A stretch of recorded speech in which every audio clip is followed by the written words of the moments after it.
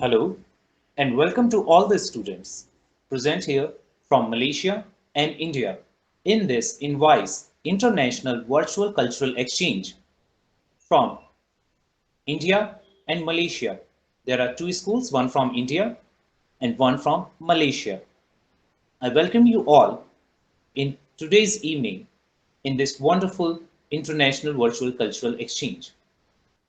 Let me introduce you to India. You know very well, this is the map of India.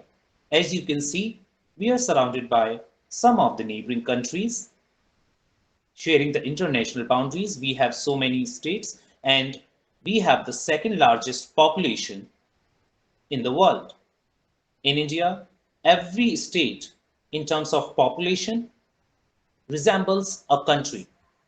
You can see there are so many states on the presentation which represent so many countries in terms of population, whether it's UK, Germany, Sri Lanka, Saudi Arabia, or Iran, or so many other countries. Only some are cited over here. If I want to see Malaysia and India on the world map, what other beautiful thing I can present to you rather than the map? And here is the map of world showing India and the Malaysia. You can see it over here, the two beautiful countries. Let me introduce you to my school. This is my school, Kendriya Vidyalaya Janakpuri in New Delhi, the capital of India. You must be wondering, what does Kendriya Vidyalaya Janakpuri means? This is the name of our school. Before I explain you the meaning behind the name, let me show you these four pictures of stage where we do the morning assemblies, the playground, the swimming pool, and the library. The four places where most of the time of the students is being spent in the school. Now, let me tell you about the name Kendriya Vidyalaya Janakpuri. The name has origin from Sanskrit language. Kendriya means central or federal government. It is actually referring to the government. Kendriya is meaning central. Vidyalaya means school. Janakpuri is the name of the place in New Delhi, India, where the school is located. Now, let me introduce you to my participating students who are present with us in this meet. I would request all the students to kindly say hello when I introduce their name. And I am Vinay Kumar, postgraduate teacher in chemistry, and I teach chemistry to high school students from grade 11th and 12th. My dear students, I'm going to introduce you. I would request you to kindly switch on your camera and audio and say hi to all the Malaysian students and to introduce yourself. We have two coordinator students with us, Vivek Kumar and Rohit Yadav. Hello everyone, my name is Vivek Kumar. Hello everyone, myself Rohit Yadav. I am from senior most class. Thank you, Vivek and Rohit. They have coordinated this meet among all other students from Indian side. Now we have Nakshatra Sharma and Simarjeet who would be participating and presenting over the topic educational system. Hey guys, I'm Hello friends, my name is Nakshatra. Hey guys, I'm Simarjeet. Thank you.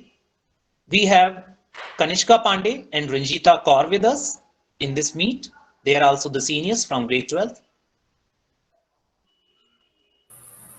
Hi guys, I'm Ranjita Kaur.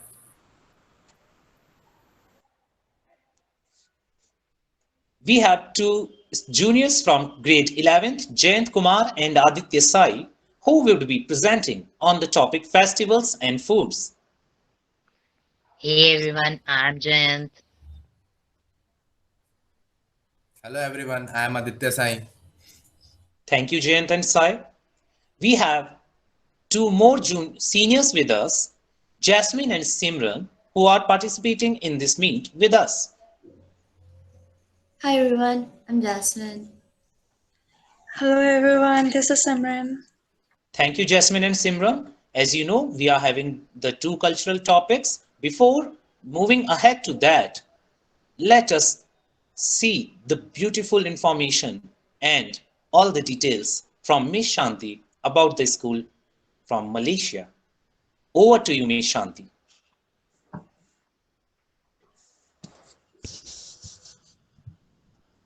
Thank you, Mr. Vinay. Good evening and welcome to Malaysia. First of all, I would like to thank Mr. Vinay for giving us the opportunity to join you on this program.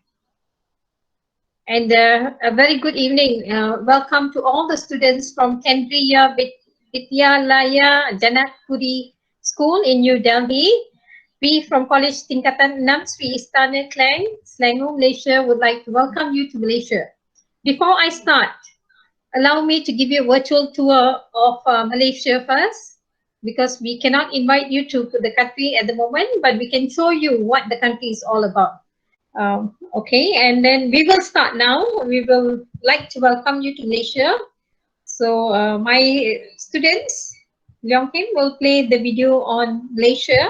So sit back and enjoy. This is the video on Malaysia and the places that you should visit if you come to Malaysia. Okay, we'll start with Leong. Right, let me share the screen.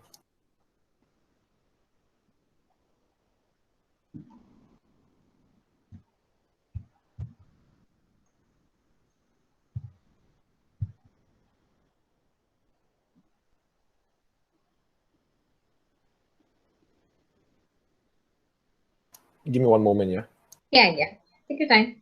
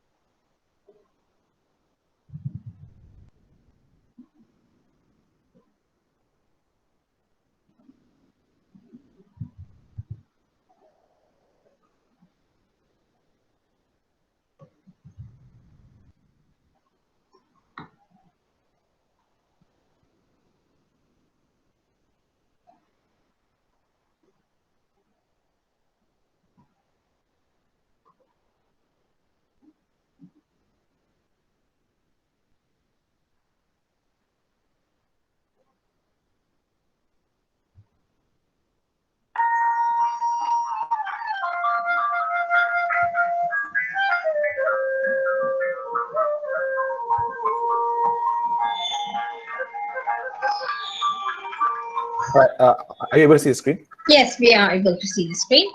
Okay, I'll present the Slideshow. Yeah. Do you see it? Yes, we can see that. Okay.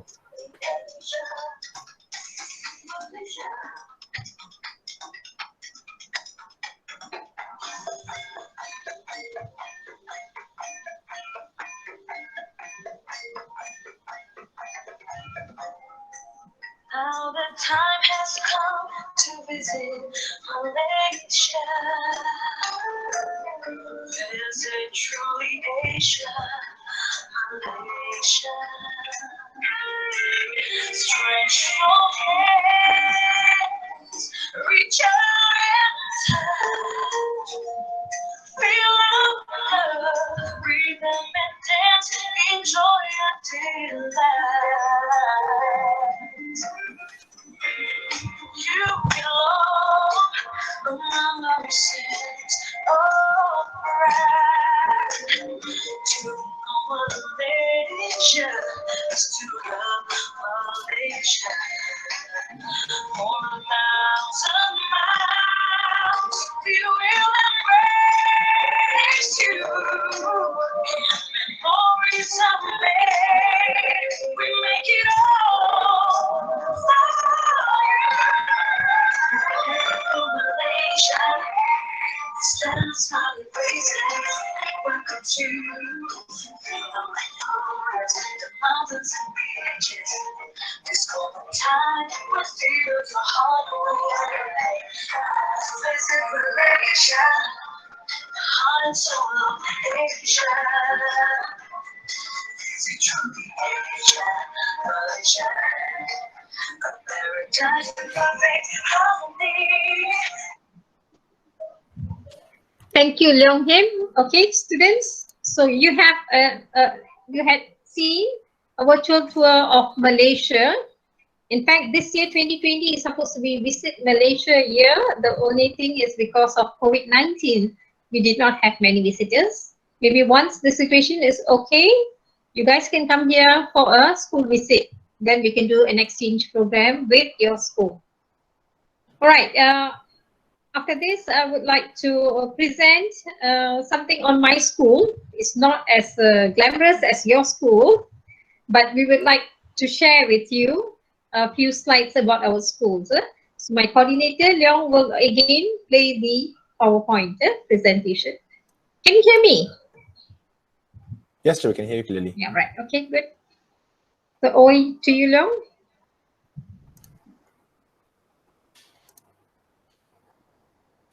Hold on, yeah. Okay, this is okay. Thank you, Leong. Okay, what you can see is I'm also part of the alumni of International Leaders in Education. In fact, I was the first person to go to US from Malaysia in 2007, and I was placed in Georgia. I taught in high school in Georgia for 6 months. It was a very good experience, very enriching indeed. And I brought back a lot of things that I've learned there to Malaysia.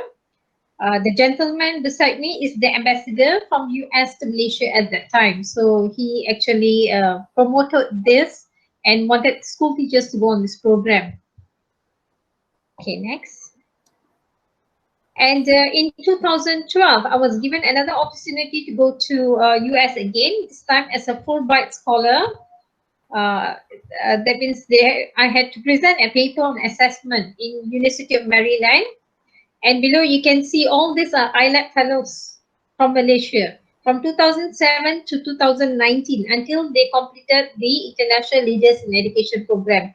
This we had our get together in 2017.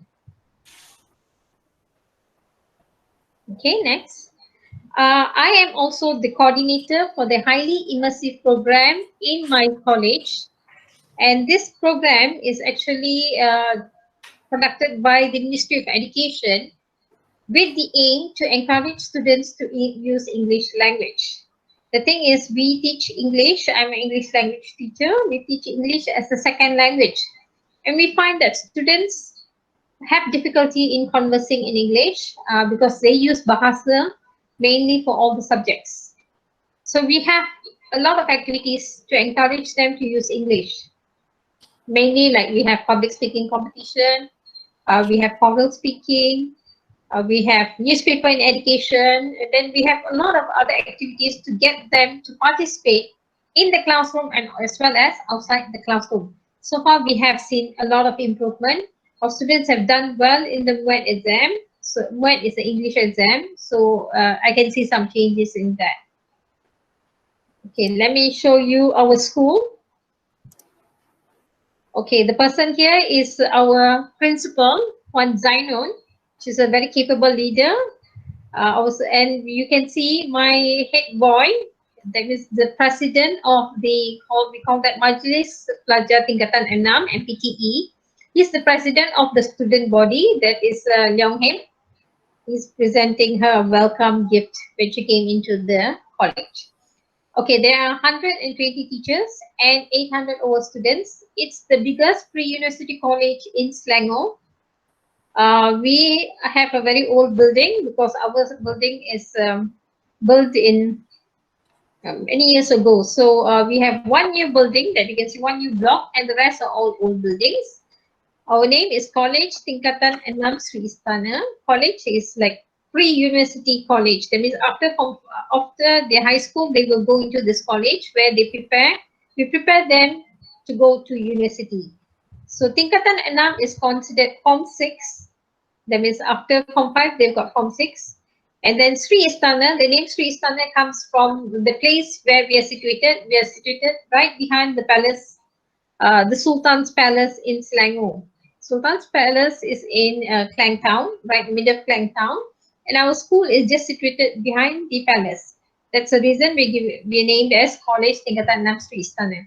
The older name was Sekolah Menengah Sri Istana. Sri Istana, Istana means palace. Right? Okay, this is the picture of a classroom. This is a typical classroom. We have got small classroom enrollment. We've got about 20 to 24 students in a class. So we have a lot of group activities.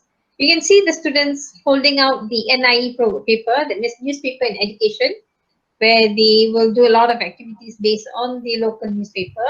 And they sit in groups like this, where they take part in group activity. We encourage them to speak in English. And next, you can see the students taking part in the cultural events. They dance quite well. So they've got I don't have the video of them dancing, but they do take part a lot in our cultural activities. We have quite a number of cultural activities every month for them. Okay, we also take our students out to universities and colleges to get them to have a feeling of what is it like to enter the universities. For this batch, we took them to the private college, Kolej Damansara Utama, where they had attended a seminar called MUET. In fact, I presented with a few other teachers. We actually prepared them to sit for the Malaysian University English test. They have to sit for this test, English test, and get good grades to be able to apply to local universities. Local universities means public universities and private universities. So we prepare them for the exam. And we conduct a lot of academic workshop for students. We have them, that's a school hall. It's a small hall, but we can accommodate about 300 students in the hall. So we will have a lot of workshops for them. We guide them in their speaking activities because the MUET exam consists of 4 papers: listening, speaking, reading, and writing. So we guide them in all that, and then finally they sit for the exam. Okay, next you can see the students are all wearing t-shirt. Normally in schools, they don't wear uniform. So they will wear semi-casual clothes. They will wear like baju kurung, and the boys will wear pants and shirts. But on Wednesday, where we have co-curriculum activities, the students stay back until late evening.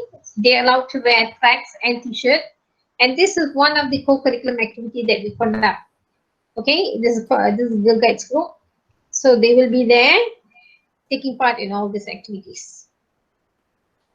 Okay, the final slide is my students graduating. At the end of the Form 6, which is 2 years, lower 6 and upper 6, the students will graduate and they will get the STPM, that is Sijil Tinggi Pelajaran Malaysia certificate, together with the MUET slip, and they will apply to enter the public or private universities. Okay, so that's all I can show you about our school, and I would like to invite Haris to introduce all the all the student participants in this group. We've got 2 senior students and 6 junior students who will be presenting on the topics like what Mr. Vinay had said. Okay, right now, over to you, Haris. Okay, thank you. Give me a minute.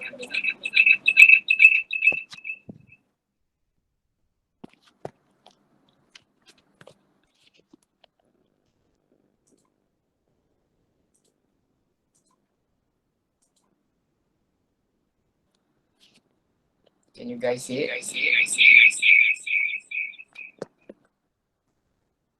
Yes, we can see your video. Okay. First of all, thank you so much for giving us a chance to join this program.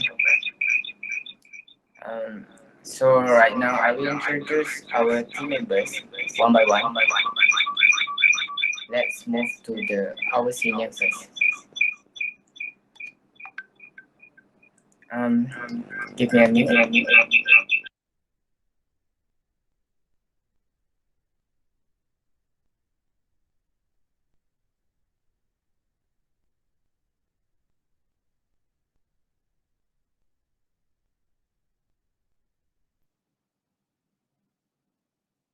Okay.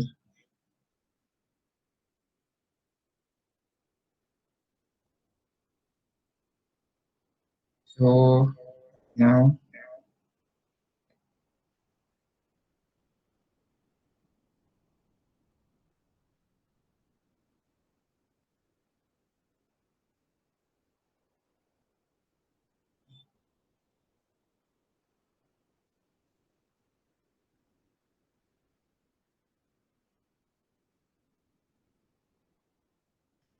okay, let me start again.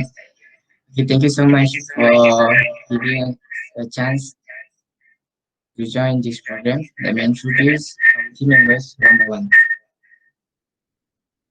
This is our senior, Leong, Him, and Kishan. Can you guys switch on your video and introduce? Hold on, Haris. Can't see your screen. Um,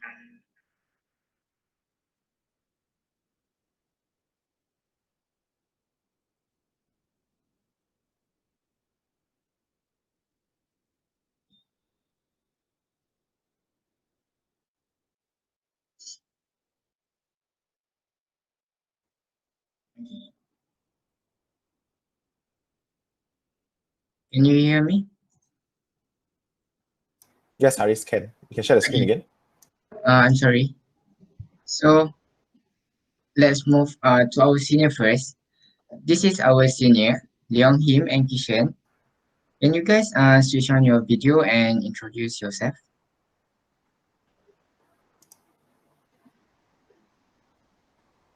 Hi everyone, I'm Leong Him and I'm currently the senior and doing my final year in Kolej Tingkatan Enam Sri Istana. Hello everyone, my name is Kishan and I'm a senior from Kolej Tingkatan Enam Sri Istana. Nice to meet you. Okay, thank you so much. Next, we'll go to junior. They will talk about Festival in Malaysia. First, we have Misha Kaisara and Muhammad Noor Ashraf. But Muhammad Noor Ashraf is not here right now. But Misha, can you introduce yourself right now? Hi guys, I am Nisha Kaisara. I'm a junior student from College Tingkatan Enam Sri Istana and it's a pleasure to meet y'all. Alright, thank you. Next, we have Akira Adila and Nur Shafika. They will talk about Malaysia food. Can you guys switch on your video and introduce yourself? Hi guys, I'm Akira Adila. I'm a junior from College Tingkatan Enam Sri Istana. It's nice to meet you guys.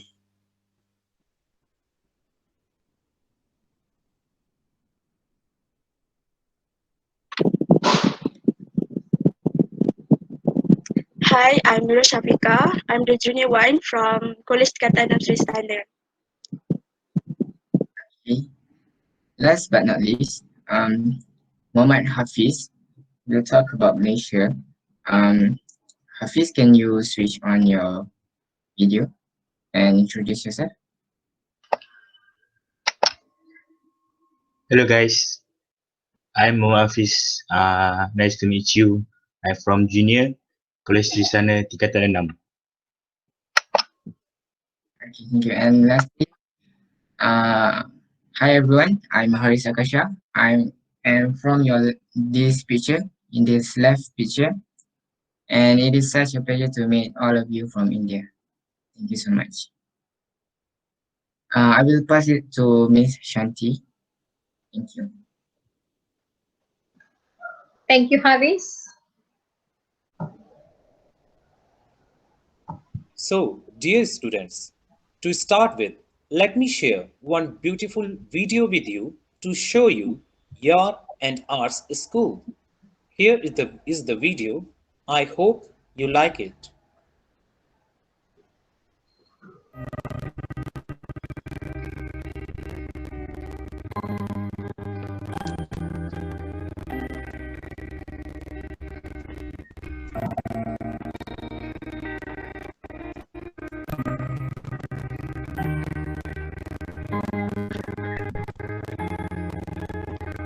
Sure. Yeah,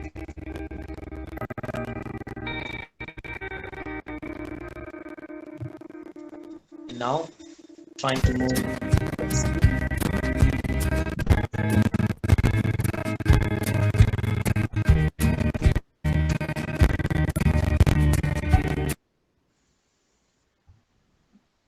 Now, to start with this virtual cultural exchange, as you all know very well, we have two cultural exchange topics to be presented. The first one is educational system in the country, and the second one is festivals and foods in the country. The first system, first topic is the educational system, and I would like to invite the Indian guest to present over this theme of educational system in country. Are you guys ready? Nakshatra and Simarjeet, Yes, sir. over to you both to present this topic.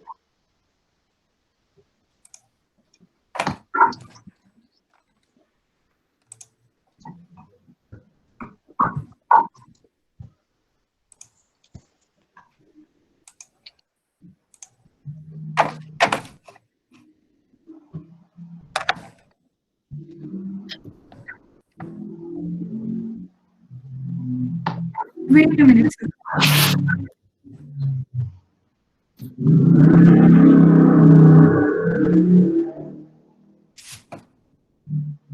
Is this visible to you?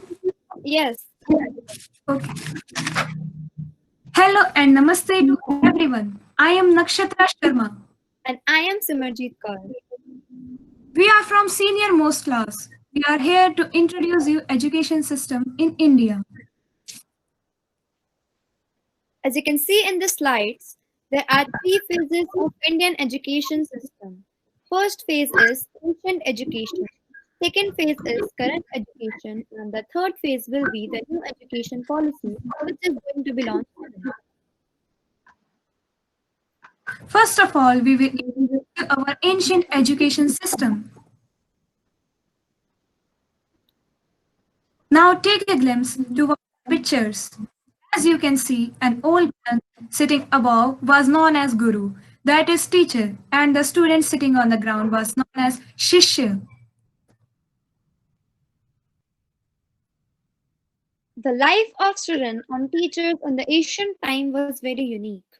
Students used to live with teacher in a house called ashram.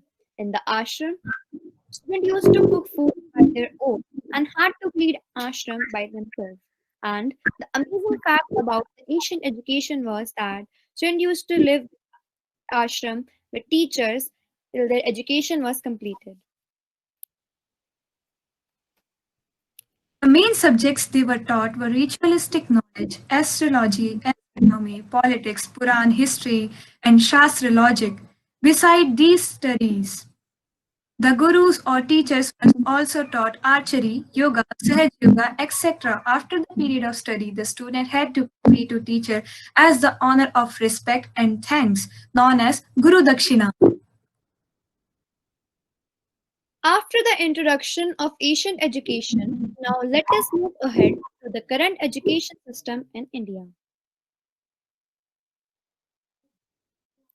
School uniform. So, introducing you about the school uniform code of our school. Student of junior classes of 1 to 3 grade wears a shirt and a pant. Student of middle grades, grade 6 to 8, boys usually wear a shirt and a pant, and a girl wears a shirt and a skirt. And the senior student of our school, boys wear the same thing, shirt and a pant, and a girl wear a long kurta or you can say a long top and a pant under it. As you can see, we both are wearing a long top and we are from the senior classes.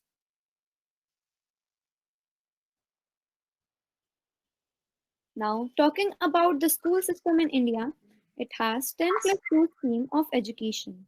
After a child enters kindergarten at the age of 4, he will finish his 2 years of schooling, which is known as pre-primary school. Now, talking about 10 plus 2 scheme, a child after the pre-primary school enters in the primary school at the age of 6 and complete the primary education at the age of 10.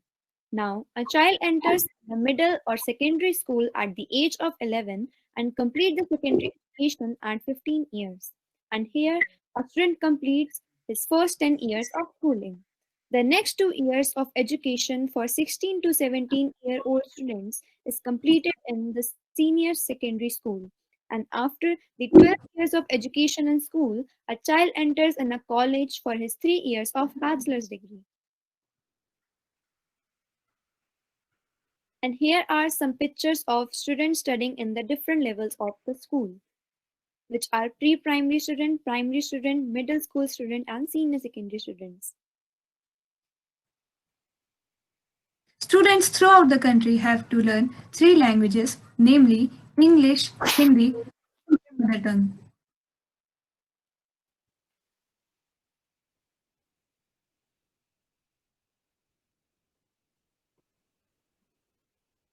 Let's heading towards the middle school subjects.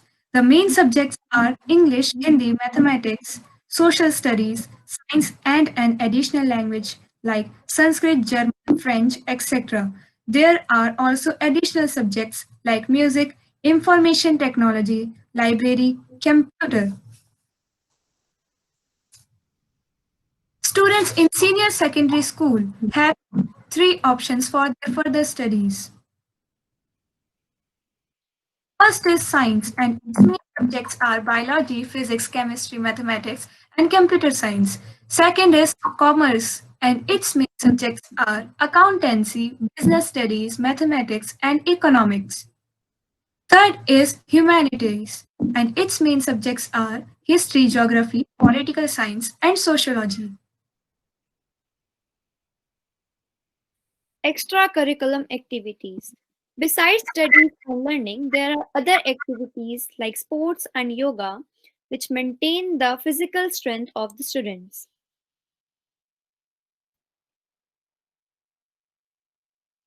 Let us introduce you our interesting new education policy for future that will be launched in 2022 or 2023.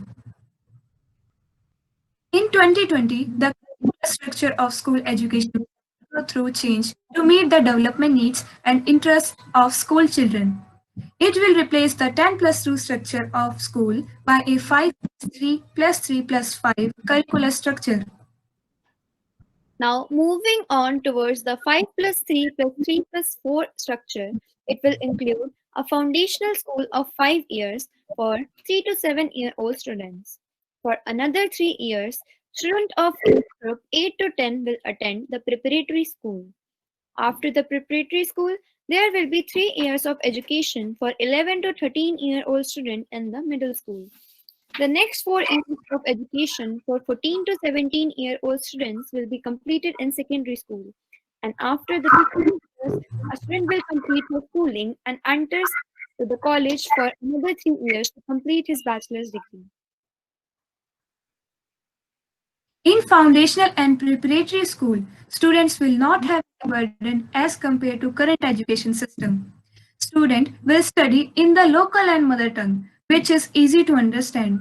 There will be interesting subjects, sports, mind activities, music and yoga for physical and mental health. In middle school, there will be English, Hindi, mathematics, social studies, science, additional languages like Sanskrit, German, French, etc., with additional subjects as old one. In secondary school, there will be no stream system. Student could choose whatever he want to study. There will be Hindi and English languages of subject, physical education as additional subject, sports, yoga, music for physical and mental health, and some interesting subjects like art, photography, different languages, etc.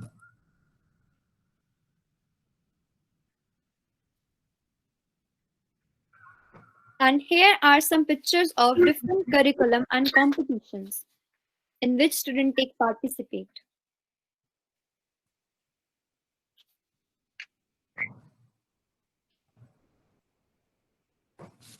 And here is a small video of some curriculum activities which happens in our school. It's hard to breathe, but that's alright. Hush.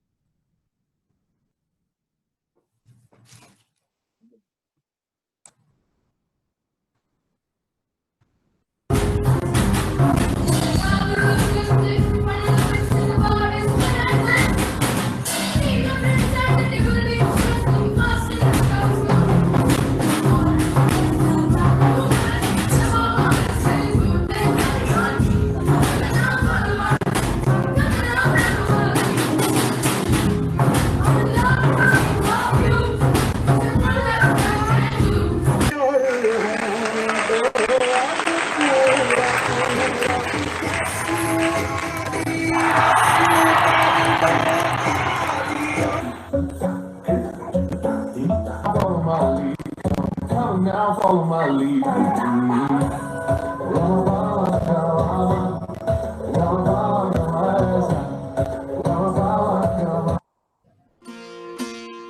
And here are some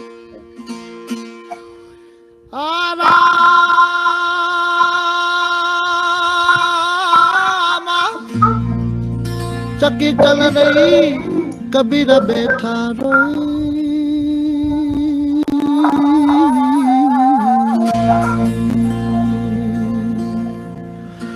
दोनों पुर के बीच में तो साजान निकले देखो Hope you guys enjoyed the video.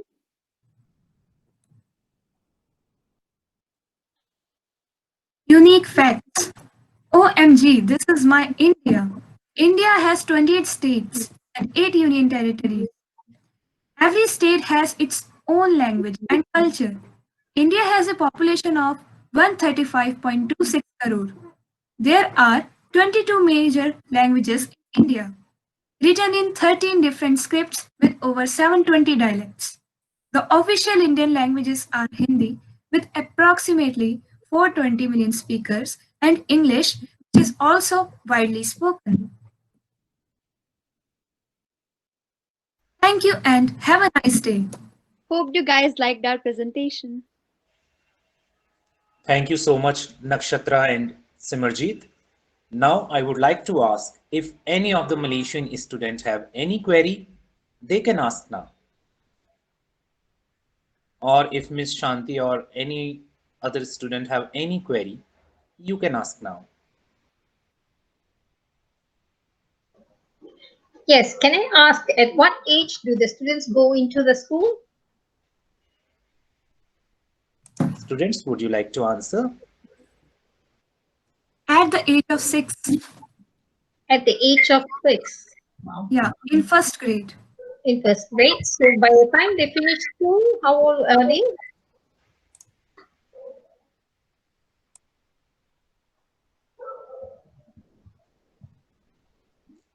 Nakshatra, did you hear it? We're 17 when we finish Yes. school. Age 17, wow. I'm very impressed at the PowerPoint about the school. You have got wonderful facilities. Is your government paying for it? Is it a government school or private school? It is a government school, the federal government school. Federal government is paying. Are all the schools about the same as your school? No, our school is actually affiliated to CBSE, one of the centralized government education agency, and our school is directly under federal school. Whereas there are different states with their own state schools, and there are private schools as well. But I'm very impressed with the facilities that you have in your school. You have got swimming pool. You've got a wonderful stage there for students to take part in activities. And I would like to congratulate your students. They've done a very good job in showing us the video of the school with the band. It's very impressive. Thank you, Ms. Shanti. And I would like to hand it over to you now. And I cannot see your camera, but I hope your camera is switched on. And I hand it over here to you so that your students can present now. All right. Okay. Thank you, Mr. Vinay. First of all, I would like to congratulate both the girls, Samachita and Nakshatra, for presenting a very good presentation on your educational system. So we've got a fair idea of what the schools are in India. Now, I would like to invite our senior students, Leong Him and Kishan, to present on education in Malaysia. Leong, over to you. All right, thank you, Shanti. And a very good evening to everyone, especially students from India and as well as Malaysia. So I'm Leong Him, and today I'll be presenting on the Malaysian education system together with another senior, Kishan, and I'll be presenting first, as you can see on the screen. Yeah, so next slide, please, Kishan. All right, so this is actually a general overview on the education system in Malaysia. It starts off with primary school, lower secondary school, upper secondary school, pre-university, and then university and colleges. But in Malaysia, sorry, Kishan, go back. In Malaysia, the compulsory education is actually only from primary school all the way up to upper secondary school, and the tertiary education, which is pre-university institutions as well as universities, are actually not compulsory but highly encouraged. All right, next slide, Kishan. All right, so over here, I'll start off talking about the talking about the primary school. Primary school is actually for students aged 7 to 12. They start primary school at the age of 7, which is at standard 1. So they start off at standard 1 all the way up to standard 6, which is at 12. So as you can see here, there are, for public primary schools, which is government funded, there are two types. The first one is a Malay medium national school, and the second one is non-Malay medium national school. So for the Malay medium national school, there is no additional subject, which is the additional language. But for the non-Malay medium national schools, there are two types, mainly Chinese national type schools and Tamil national type schools. In these two schools, for the Chinese national type schools, it's compulsory for them to take Mandarin as a subject, and for the Tamil national type schools, it's compulsory for them to take Tamil as a subject. All right, so over here we can see these are the dress codes of the schools in Malaysia, and these are all mostly the government schools. Yeah, on the top left we can see is for the primary school, which is the uniform. Generally, it's the same for over the years, just that the uniform changes color. On the top left, the girl on the right, you can see that is the girl with the headscarf and baju kurung. That is for Muslim students, and the ones beside are for the non-Muslims. But for the boys are the same. And on the top right, you can see the girl in baju kurung, which can be worn by Muslim or non-Muslim students, and also a pinafore. This is for secondary school. And for the bottom left, also for secondary school, you can see for the boys, it's all the same. Most of the time, it's dark green pants and a white shirt, while for female Muslim students, it's the same baju kurung with a white headscarf. And over here at the bottom right, you can see it's actually the semi-casual or the formal clothing that is worn by students in pre-university and university levels, such as us, which we are doing our Form 6. Right, next. All right, this is actually a picture of our school we've actually presented just now. So yeah, this is actually the front view of the school that we're attending. Okay, so I'm going to talk about the primary school first. As I mentioned just now, primary school, there will be two, lower primary and upper primary. For lower primary, it will be standard 1 to standard 3, where the students start off at the age of 7 all the way to age of 9. for standard 1 to standard 3. And there are 4 subjects that they'll be learning. If this is not the these subjects are the Malay medium national schools, which are Bahasa Melayu, our national language, English, mathematics, and science. And in these 3 years of education, there are no examinations because the government intends to develop the interest of learning so that the students can discover and reach their full potential rather than focusing on exams. And as for the upper primary, which is standard 4 to standard 6, the students would be 10 to 12 years old. They'll be taking the same subjects, and they will sit for this test UPSR, which is the primary school achievement test, before they enter the secondary school. And as you mentioned just now, the Chinese and the Tamil medium national schools, they got a Mandarin and Tamil as their additional subjects. But this standard 4 to standard 6 is where they take the exams. All right, once they graduate the primary school, then there are 3 choices. And for now, I'll be just talking about the mainstream secondary. Later, my partner Kishan will be talking about the rest. Next, Kishan. All right, these are actually the subjects that will be taken for students in Form 1 to Form 3. This Form 1 to Form 3 is actually the lower secondary school, which are for students aged 13 to 15.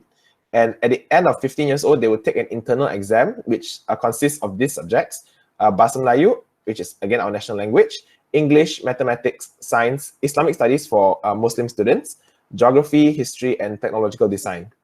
So the next slides would be presented by Kishan.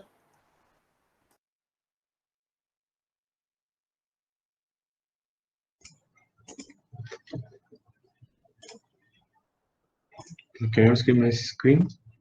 Can I see the presentation? Yes, Kishan. All right, okay. So this is just a brief, just a summary of how students aged from 13 to 15 years old and up to 17 years old are going to pursue the further studies in higher secondary level. As you can see, this is the flow chart. Lower secondary level, Form 1 to Form 3, aged from 13 to 15. And as you can see, as the bottom part, the most bottom is the SPM and the SVM, which is from 15 to 17 years old. Right.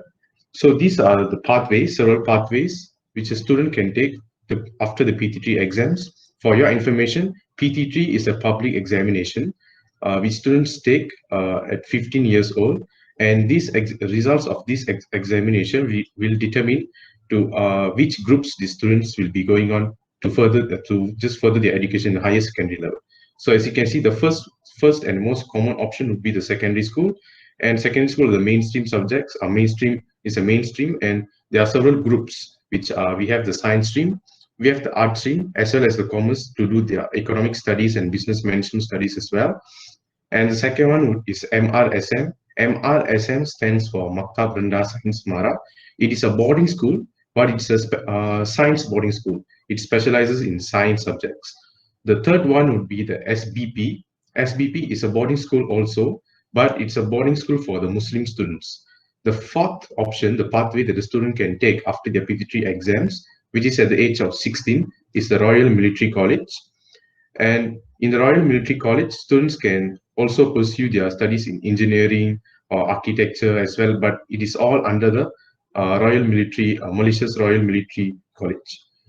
So the first 4 options that I just mentioned comes under Malaysian Examination Syndicate, and all students who take part in all the first 4 programs which I just talked about have to sit for their Malaysian Certificate of Education exam, which is SPM, and it is a compulsory exam all students should take. So these are the four options, and all the students, as you can see at the left of the slide, all the students who take part in these 4 programs have to sit for their SPM to graduate from higher secondary school. And the 5th option, which is also a popular option among students, is the vocational college. Students will go to the vocational college after their PT3 exams, and any students of interest in hands-on training experience, or they are more towards industrial working environment. So these students will take part in the vocational programs, and vocational programs are slightly different than the first 4 options I just mentioned, because students who take part in the vocational programs will have to sit for their Malaysian Vocational Certificate exams, which is the SVM, and it comes under the Department of Skills Development. There are several skills level which the students have to complete when they take part in these vocational programs. So that's it. All right. So these are the pre-university programs that are offered in Malaysia after the student end their SPM or their SVM. So mostly these are for students who just ended their SPM examinations. The first one would be the Malaysian Higher School Certificate Program. It is called STPM. It is a common choice among students and a popular choice also. This is the program that my friend and I have chosen, and all my juniors they have chosen, and we are STPM students. So the second option would be the Malaysian Higher Religious Certificate, STAM.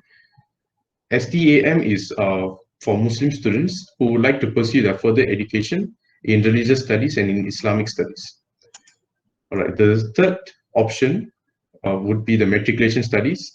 Matriculation is the most popular option after SPM, as it is an easy entry level program for students to enter the university, public university, the top ranked public universities in Malaysia. So students tend to fight to get a place in matriculation colleges, and to get a place there, it's not easy, but they have to work really hard in their SPM examinations. The fourth one would be the polytechnic colleges. Polytechnic colleges are exactly the same like vocational programs. They offer a variety of courses such as the engineering courses. They offer economic courses, and they also offer vocational training such as technical trainings or electrical engineering and so on. So students who would like to further their education in technical studies can go to Polytechnic, and from Polytechnic they don't have to go to any universities, as they can continue their bachelor's in Polytechnic. They can continue just right after in Polytechnic. All right.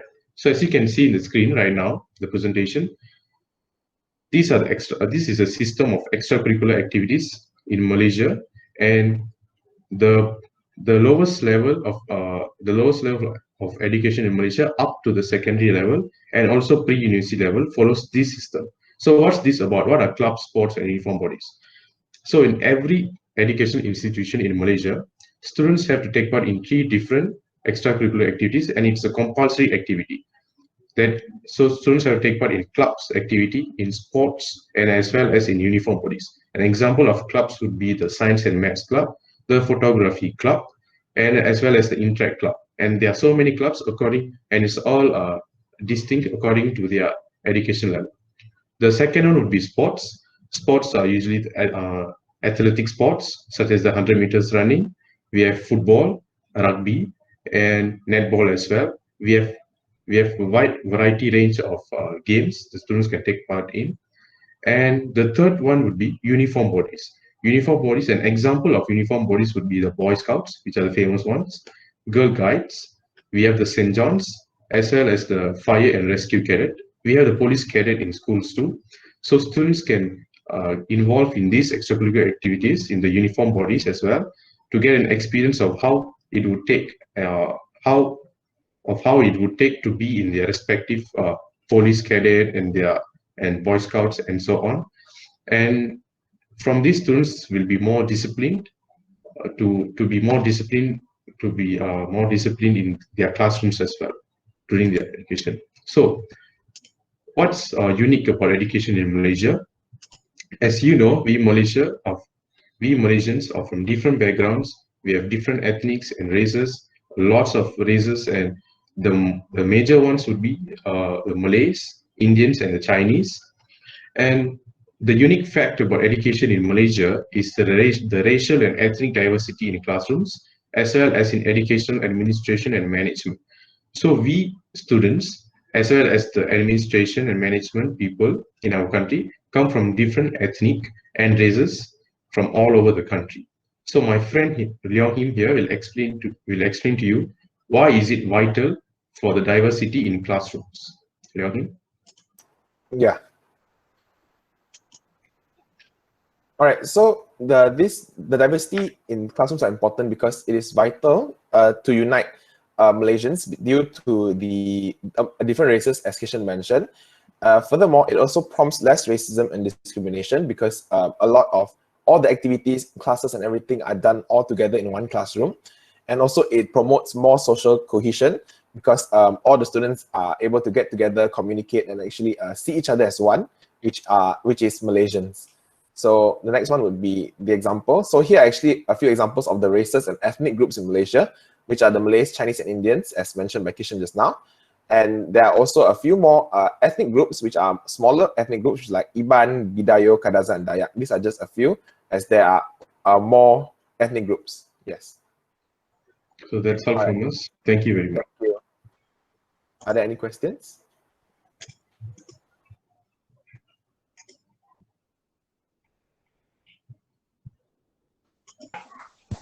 It's really nice presentation, and I just want to know what are the education policy in your country, basic education policy. Sorry, Rohit. What in what sense do you want to know about the policy?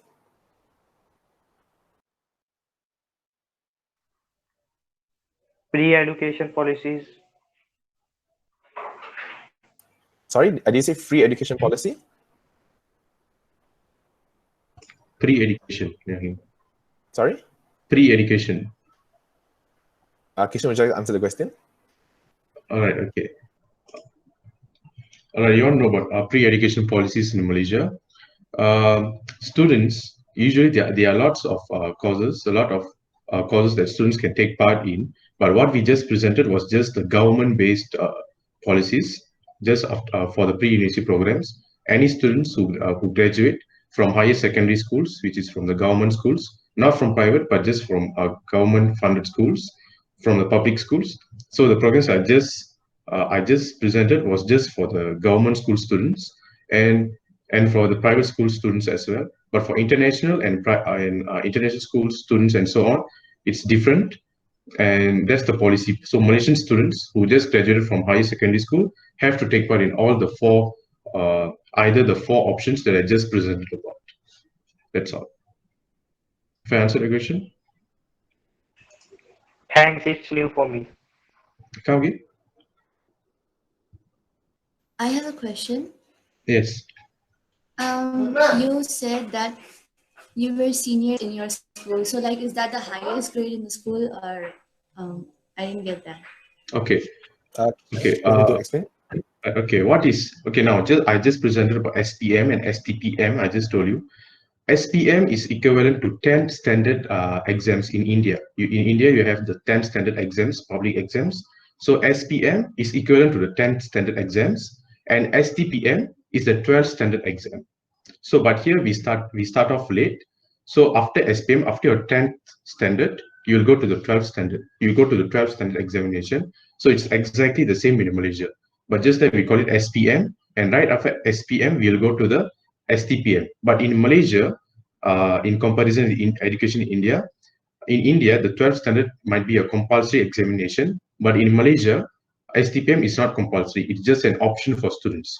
So what I'm saying, me and Leon, my friend here, Leon, him and me, we are seniors for the 12th standard examinations, as in comparison with India education. So we are the seniors for STPM examinations.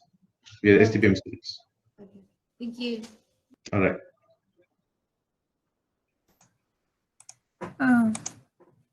First of all, I would like to praise your PPT. It is very clear to understand. And I have a question. What are the different languages you learn in your school? Leonie, would you like to answer that? Yeah, sure. All right. So, sorry, Nakshatra, did you say different languages? Yes. Languages. Okay. So, for languages, there are actually only two compulsory languages that we take in primary school, which is the start of our compulsory education. Two compulsory languages, which is Bahasa Melayu, our national language, as well as English. But then there are additional subjects which can take. Quite a number of schools, government schools, despite it being Chinese medium or even Tamil medium, they offer Mandarin as well as Tamil for the students to take. So these are actually the main four languages that are provided in schools. But there are also some schools that provides that provides language classes such as Japanese, German, and Spanish. It depends on the school whether they have the resource of the teachers to teach. And these are all the government schools. Yes. Okay, thank you. Yeah. Is there any more questions? No, I would like to say that this is very nice presentation. Impressive. That's really impressive. Thank you. Okay, any more questions? You guys are supposed to choose specific streams or you just study all kind of subjects? All right. Okay, I'll answer the question. For as Kishan mentioned just now, because there are the 10 standard exam, which is for us we call it Form 4 and Form 5 upper secondary school. Form 4 and Form 5, yes, you are divided into streams based on your Form 3, your lower primary, the results. So it depends whether you score well or not. Then you are divided into your streams. So the students can choose whether they want to go for the science stream or the art stream. And for science stream, you would take subjects such as biology, chemistry, physics, and also mathematics subjects. And for the art streams, there are a lot of options to choose from, ranging from accounts, economics, arts, geography, and so on. Yes. Oh, thanks. It's same in India. Yes. Okay. Okay, thank you, Leong, and thank you, Kishan. Thank you. I think we do not have any more questions, so I will give back to Mr. Vinay for your students to present again. Thank you so much, Ms. Shanti. I would like to praise the efforts of both the students, Kishan and the other student. I don't know how to pronounce the name, but both of them presented brilliantly. And I'm seriously impressed, guys. The way you presented was very, very professional. And being a senior, being a student, if you are doing so, you have zenith in front of you to do in future and to just measure the sky. You were great. You just were fantabulous. So thank you, Ms. Shanti. Now I would like to move ahead with the topic, the next topic after educational system. And we have the next very topic, interesting one, the foods and festivals in the country. So I would like to invite Jayant and Aditya, the only juniors among all the present Indian students. Are you both ready to present? Yes, sir. Yes, sir. So over to you both.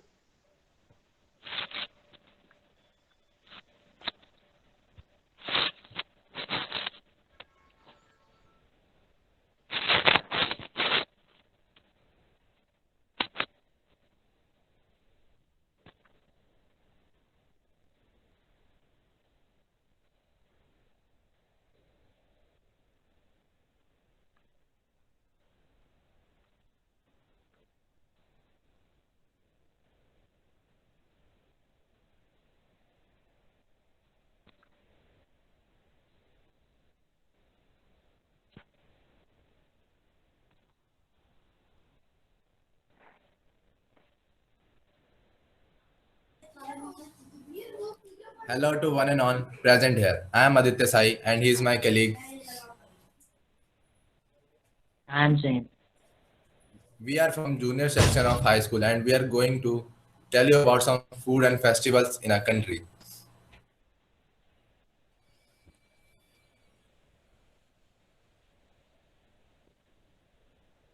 Festivals are larger than life celebration of various things. They occur at regular interval and helping in breaking the monotony of life.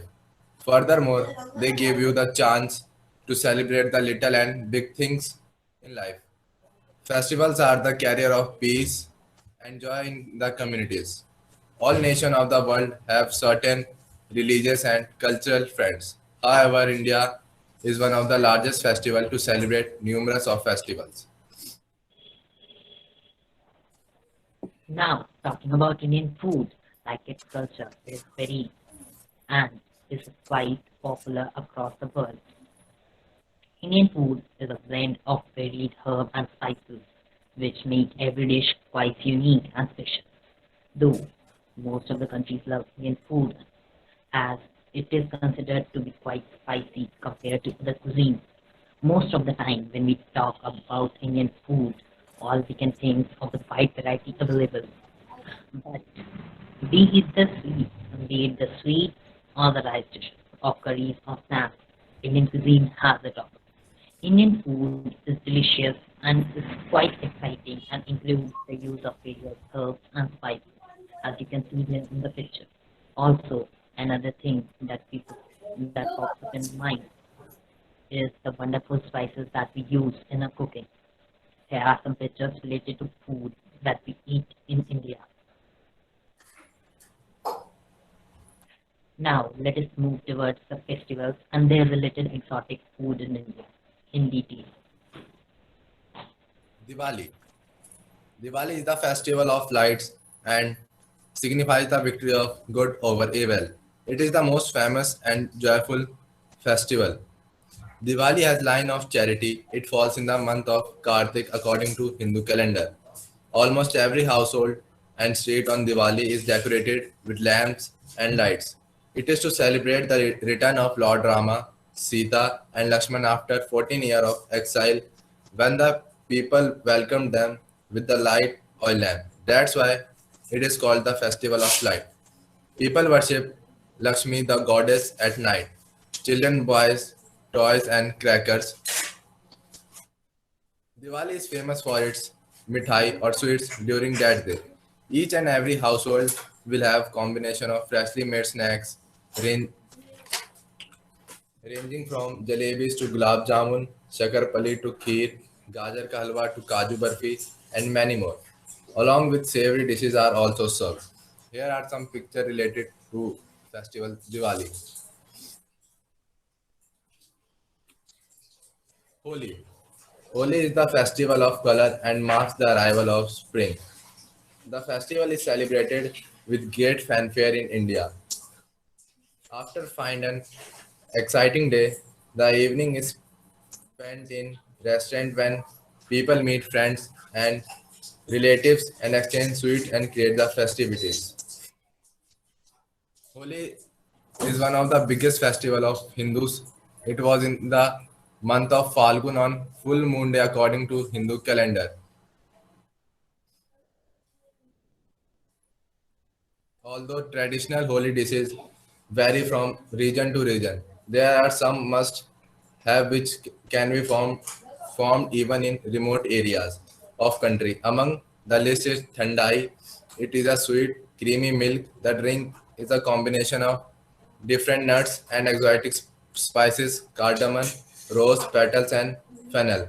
Also, one can't miss gujiyas, pakoras, and dahi vadas. Here are some pictures related to festival Holi.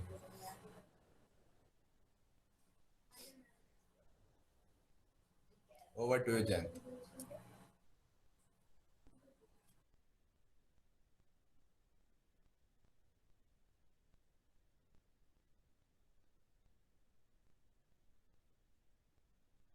Jent, your mic is off.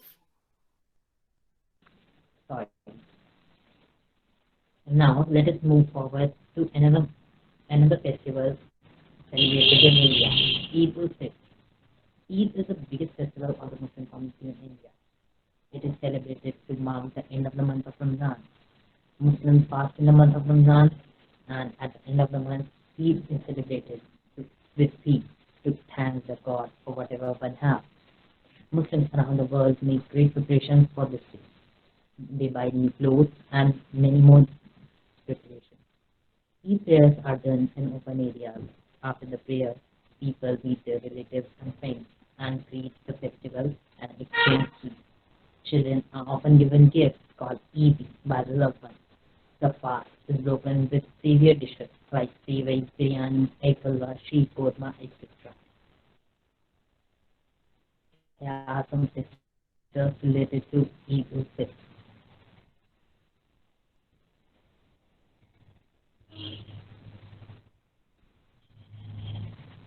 Now, let us move forward to another exciting festival called Christmas, is celebrated as the birth of Lord Jesus. It is celebrated on 25th December every year. This is the most important festival for the Christian community living in India. On occasion, great preparations are done. Church and the Christmas trees are decorated. Santa Claus and other seasonal figures are organized. Family reunion and exchange of gifts and sweets is common. One would witness cake, pudding, pecan pie, donuts, etc. on the dinner table on the street. Now, here are some pictures related to Christmas.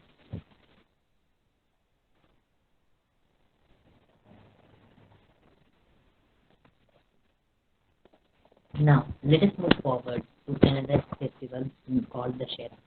Dashera is one of the most important festivals of the Hindu, also known as Vijayadashmi, as Lord Ram killed Demon Ravan on this day.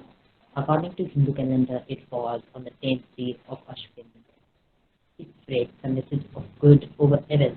In most parts of the country, dramas are organized in cities showing the story of Ramayana.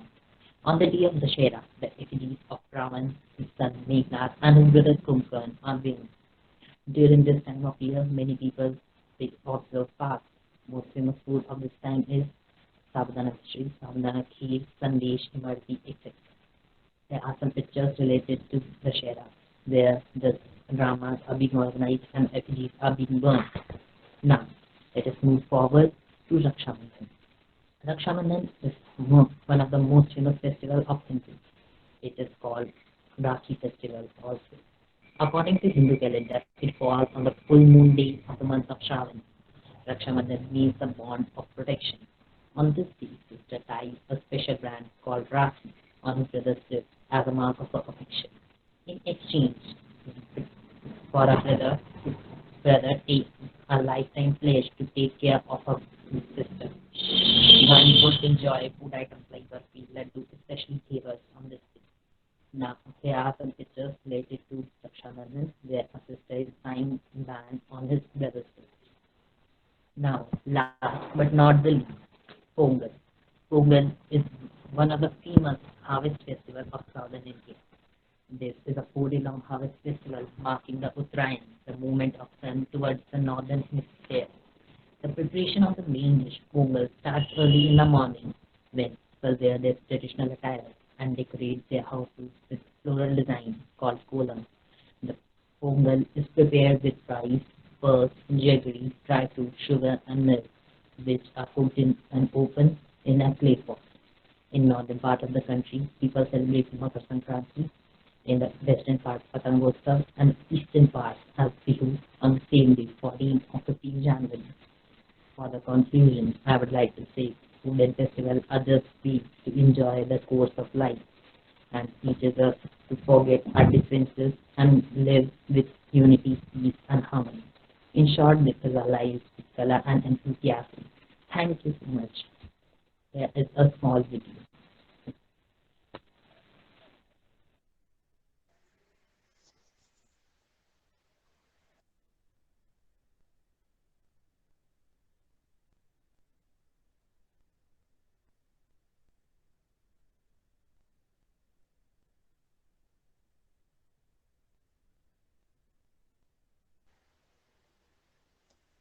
Thank you so much, Jayant and Aditya. Now, I would like to ask if Miss Shanti or any of the Malaysian students have any query to ask, they can ask. Hi, yeah, I would like to say a very good presentation. I like the presentation because could see a lot of nice pictures with the examples because there are also some of the festivals which we could see in Malaysia as well. I would like to ask if whether all of these festivals are given public holidays like throughout the country. Or is it celebrated throughout the country? Yeah. Yes, actually the festivals are celebrated throughout the country, but there are numerous festivals. We don't celebrate one or two festivals. There are several festivals, thousands of festivals which are celebrated in whole country. So there are some festivals which are celebrated all over the country, and they are the national holidays. There are Okay. some festivals which are considered as national holidays. All right, thank you. Right, I have a question. A very good presentation. Was very clear about the festivals in India. In your opinion, which festival do you think is celebrated is a bigger festival in India? Is it the Deepavali festival or the Holi or the Pongal? In your opinion, which is the biggest festival that's celebrated in India? actually, Diwali and Holi are celebrated with some great fanfare in whole India, from the northern, eastern, western, and southernmost part of the Indian. Holi and Diwali are celebrated with great fanfare. So I think they are the most biggest festivals celebrated in India. But it doesn't mean that all other festivals are festivals smaller than that. All right, it's okay. Thank you very much.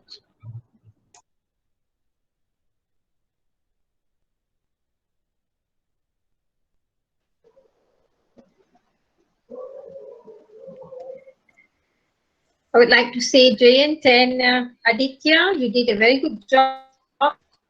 The pictures were so beautiful, very impressive. We can see that you have got a lot of festivals there. Yeah, we actually celebrate Diwali here as well, but not at a grand scale like yours. What I would like to know is, what about school? Do you have long holidays when you have this Diwali festival?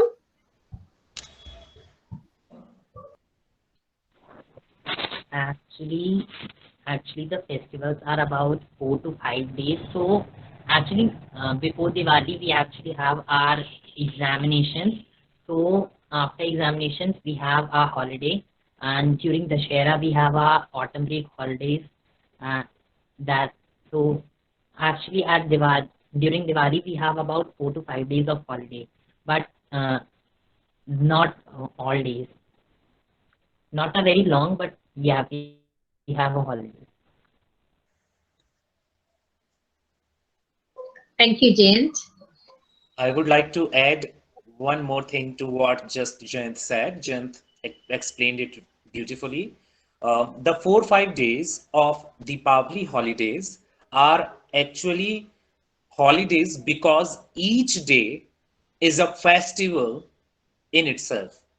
There is on each day there is one particular festival apart from Deepavali, of course. That's why there is holiday. There are no separate holidays because of Deepavali. There are 2 to 3 4 holidays consecutively along with Deepavali. Like Govardhan is there, Bhai Dooj is there.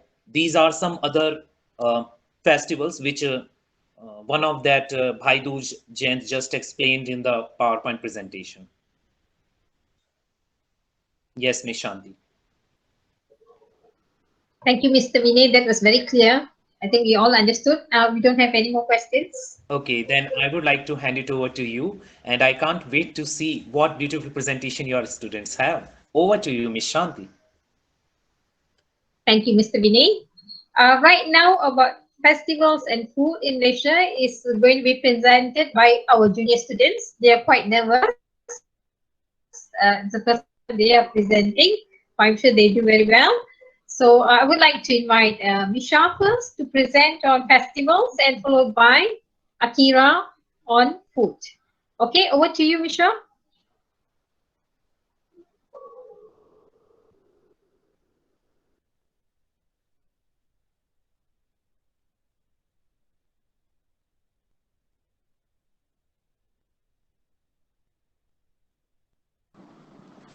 Okay, first of all, thank you to Ms. Shanti.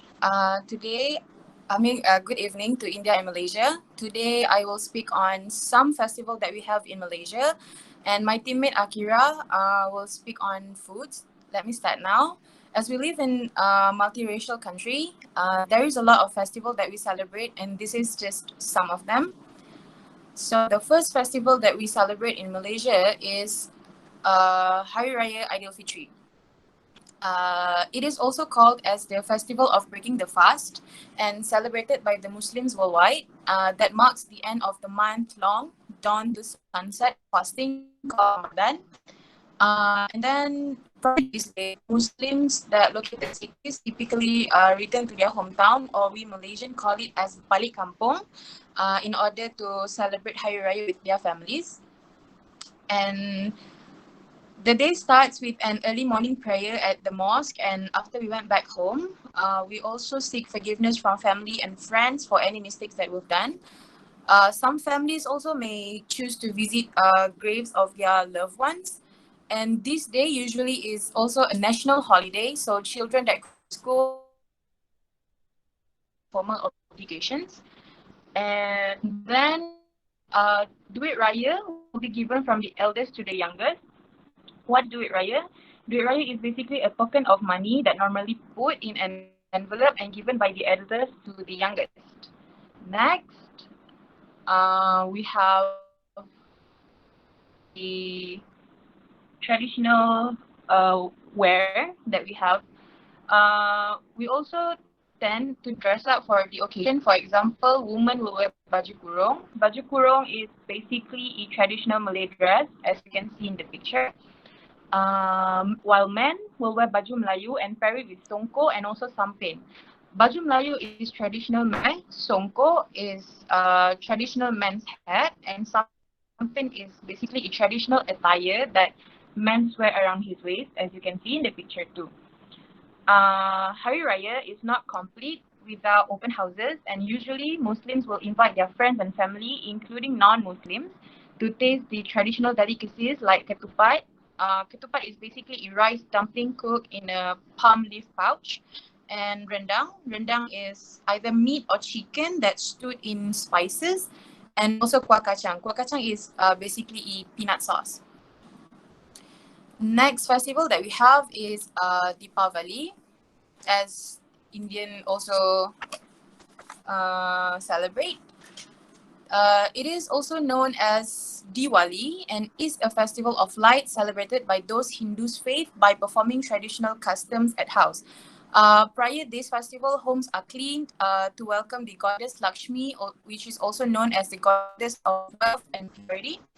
And then decorations such as colorful light and column are also put up to decorate their house. What is column? Column is an intricate design on the floor made from colored rice and powder.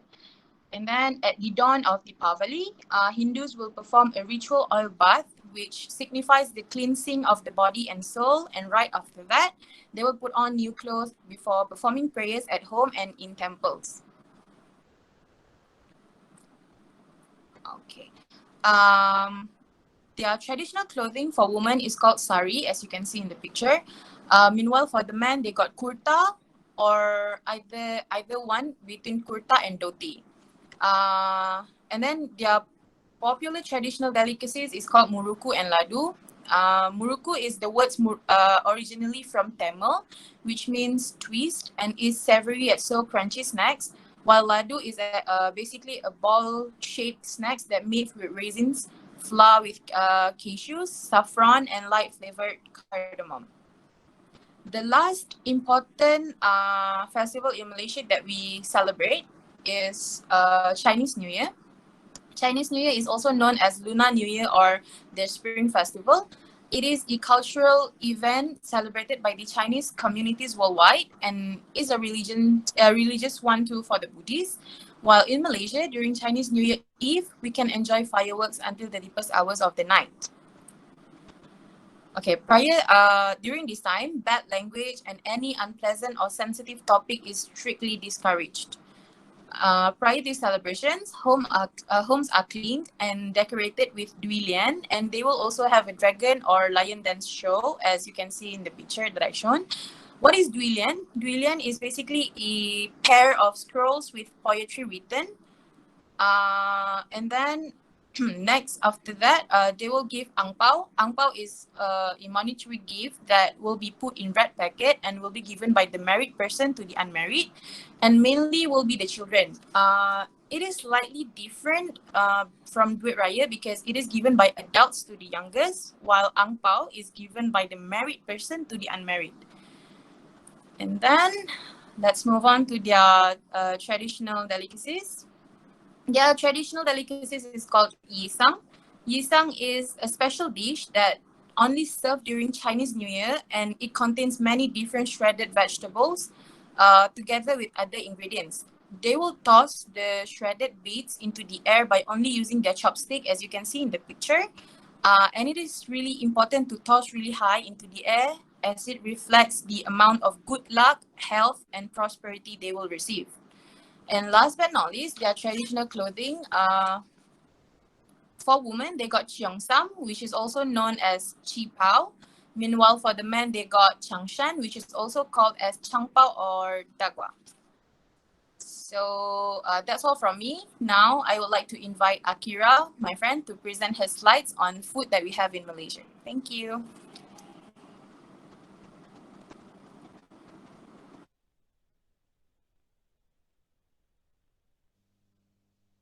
Okay, thank you so much, Misha, for your presentation on festivals in Malaysia. Now I'll be sharing my presentation about food that you can find literally everywhere in Malaysia. Let me.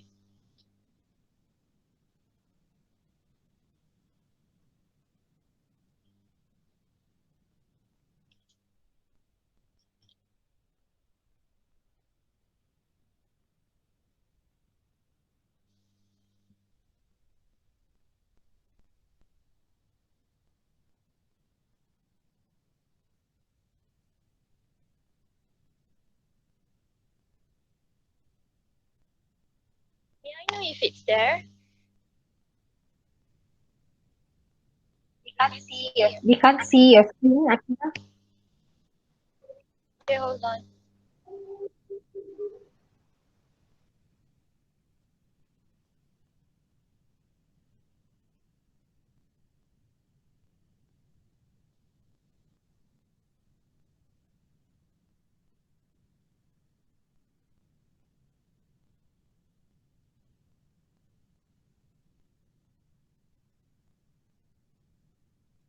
Sorry, I have problem with my PowerPoint. May I have Haris to help me on share my PowerPoint? Yeah, sure. Yeah, sure. Thank you.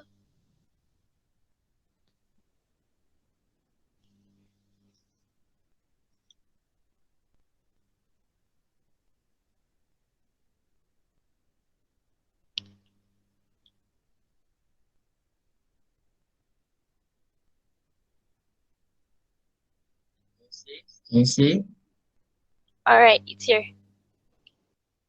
Okay, good evening. Good evening to my fellow schoolmates and also students from India. A quick introduction. I'm Akira Adila, and today I'll be presenting you about Malaysian food. Some of the food, which is some of the famous food that you can find in Malaysia. The introduction of Malaysian food is that Malaysian cuisine consists of cooking traditions and practices that can be found in Malaysia, and it also reflects the multi-ethnic makeup of its population. The vast majority of Malaysia population can be roughly be divided among three major ethnic groups, which is Malays, Chinese, and also Indians. The first thing that you should know that about Malaysian is that we are really passionate about food. But who am I joking? Everyone is passionate about food. Malaysia has inherited a vast array of cuisines from its melting pot of cultures. So a list of Malaysian food to try in Malaysia is bound to be unlike any other. Some dishes might not have originated from Malaysia, but they do have found a home here. So here are some examples of Malaysian favorite dishes that comes from three major ethnic groups, which is Malay, Chinese, and also Indians. Next, Haris. Okay, let's start with Malay cuisines. We have two examples of Malay cuisines here, which you can find quite common in Malaysia. First of all, you can see at the green box, which is nasi lemak. It's at your top left. The rice and the fried chicken there. Okay, nasi lemak is basically translated as fat rice, which is comprised of coconut rice, prawn sambal, fried anchovies, peanuts, cucumber slices. It also can be served with fried chicken or even a fried egg. There are mild variation with regards to accompaniments, but the rice, cucumber, and peanuts are can be found pretty much staple.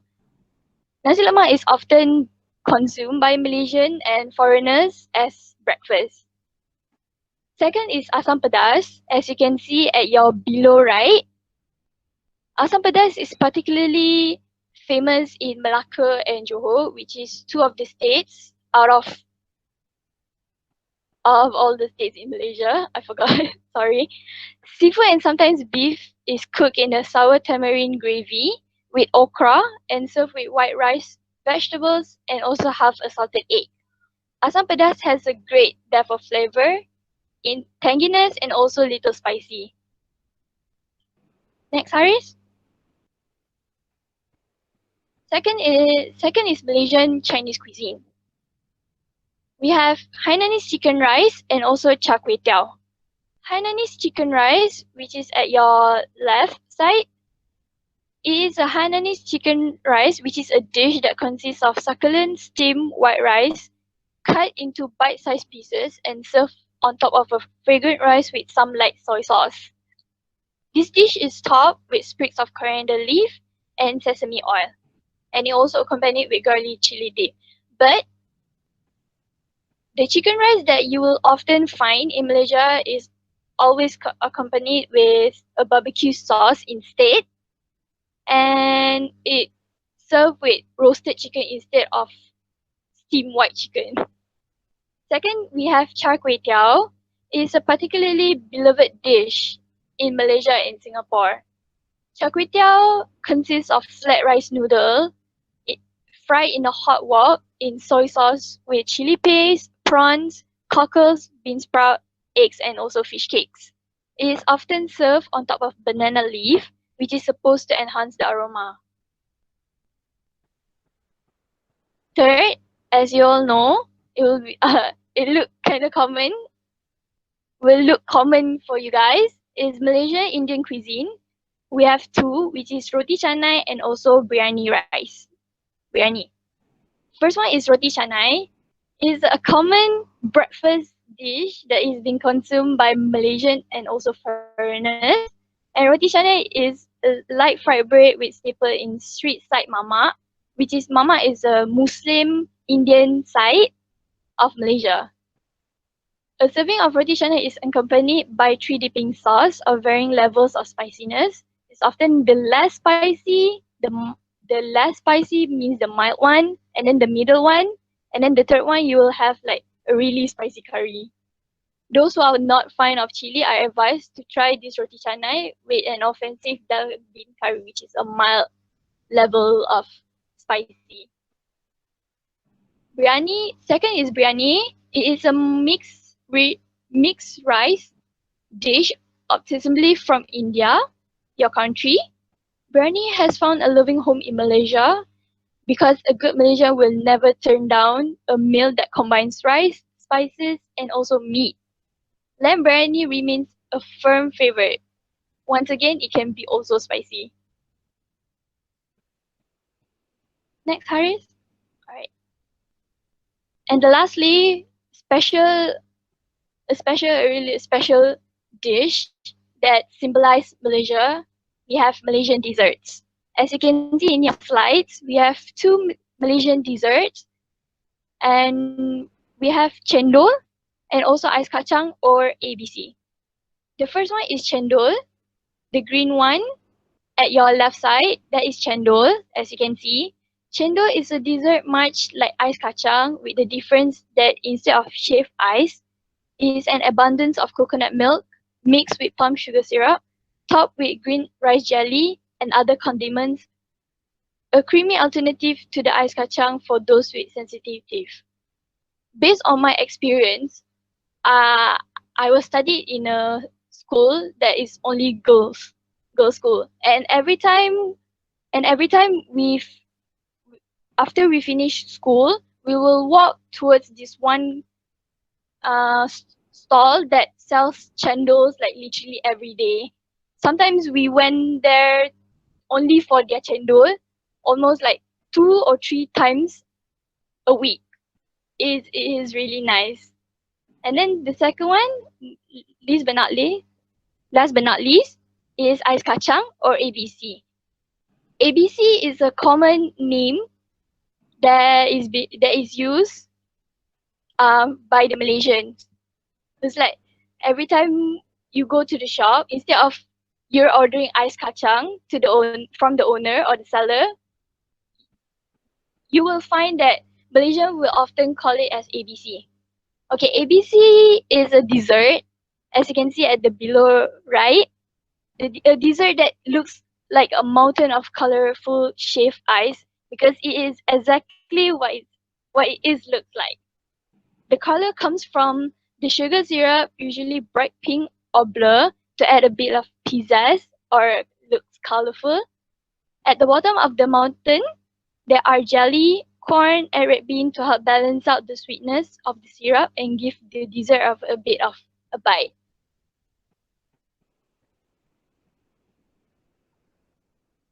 That, okay, that brings us to the end of our presentation. I would like to summarize by saying that as a country that brings as a country that brings together many different cultures, the combination, the food are highly varied. Malaysian flavors are unique. Combination of sweet, sour, rice, rich and spicy combined in a way unlike any other country cuisines. Street food, whether in cities, village, or even small towns, these food you can practically see or find literally everywhere in Malaysia.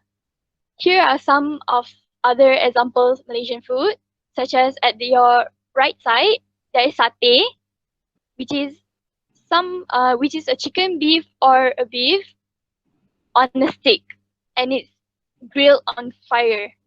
The second one at the middle, you have Maggi goreng, which is Maggi is often heard instant noodles from Malaysia. It has been a really quite big symbol to Malaysians, especially when it comes to food. And the third one, the upper side of right, there is a few dish delicacies that you also can find during Hari Raya or practically your everyday. All right, thank you. That's from me. Thank you. Thank you, Haris. Thank you, Haris and Akira and Nisha. Okay, I would like to open the floor to the students from India. Do you have any questions?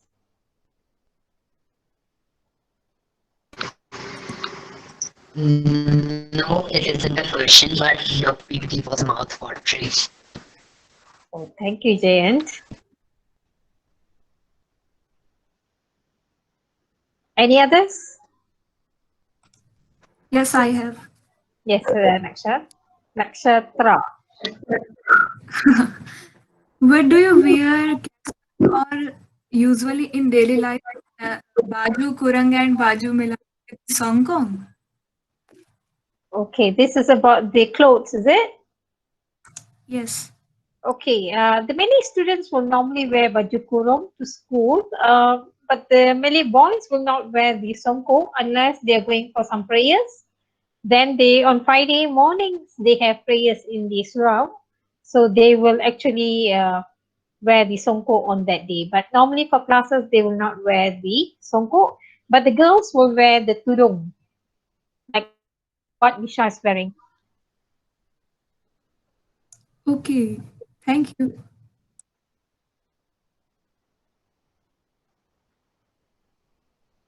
Anyone else? I think someone said the food makes them look, make them very hungry. If you want to have this food, you have to come to Malaysia. I would like to extend an invitation on our behalf to Mr. Vinay and students. If after the COVID is over, you can come over here and we can take you to go eat Akira's chendol. She loves the chendol and all the other food. I can take you around the city and show you all around next year. Come to Malaysia. Yeah, that's what Misha says. Okay, Thank I'll you. pass it back to Mr. Vinay then. Thank you, Ms. Shanti. It was a wonderful performance, nice presentations, and absolutely clear and beautiful presentation by the students. And it would not be more if I say that we all were impressed by the way your students have really performed and presented the beautiful presentations, and we loved the education system and all the foods and festivals which your students have presented in this international virtual cultural exchange. As we have moved to the end of this program, I would like to extend a heartfelt thank you to all the participating students. And to start with, I would first of all like to convey my sincere gratitude and thank you to Miss Shanti, who accepted the proposal of this international virtual cultural exchange and came forward with such an enthusiasm and this flavor which we are actually enjoying in this international virtual cultural exchange. Without her cooperation, it would not have been possible. I would also like to thank you and praise as well the students from Malaysia whose efforts were not only evident, but they made today's evening as one of the most memorable and beautiful one to be remembered for long by both the sides. Last but not the least, I would like to thank all the Indian students who have worked hard, tirelessly, and who have not seen even the day or the night to work and present here in this virtual meet. Guys, I recognize your efforts and I'm proud of you all. Now, for this thank you note, I would like to hand it over to Ms. Shanti. Over to you. Thank you, Mr. Vinay. First of all, I would like to bow and say thank you, Nandri. And I must say that I'm very impressed with the presentation done by your students. They were so confident, and their PowerPoint is simply superb with all the pictures and the videos. That really shows the presentation here. I'm very impressed. Okay. And I'm also very taken back by looking at your school. It looks like more like our universities here with the swimming pool and the stage and the activities conducted in the school. I wish we had the chance to actually come there for a visit. But on behalf of Malaysia, I would like to extend an invitation to Mr. Vinay and the students. If any of the students would like to come to Malaysia, please do so. We will take you around. We will show you around the country because there are many beautiful places here for you to visit. And if you have any of you been to Malaysia before? Mr. Vinay, yourself? No. No. Okay. Then you must take this chance to come and bring your students along. We will make some arrangements for them for a place to stay, and we'll take you around. Okay. First of all, I must I would like to say, invite Romba Nandri. Yes, we will try to come one of these days, but the students are having their major exams. Maybe after the exams, we can work out something. Absolutely. We can get some Whenever the sponsorship. situations will be And normal and the vaccine will be there and the world will be a safer place once again to travel, I would like to invite you and your students to India. And for sure, we will make all the arrangements, whatever will be needed, need not to worry, and we will show you around whatever the school system or the places you would like to visit. You are more than welcome. You have a home in India too. thank you, Mr. Vinay. That is very, very kind of you. Thank you very much. I would like to extend the same kind of invitation to you and your students as well. And I must say, I'm very, very proud of all your students and my students who have worked. I mean, they were having their exams. Yesterday was the last day of school. They were all prepared to go back to their hometown, but because I asked them, they stayed on for another day and completed the video and presentation that they're supposed to do. They were all very hardworking. Thank you, guys and girls. Definitely, I'm so proud of you guys as well. In fact, yesterday was the last day of school, and the students will be going on for a month's break before they come back in January, and they'll be sitting for the major exams.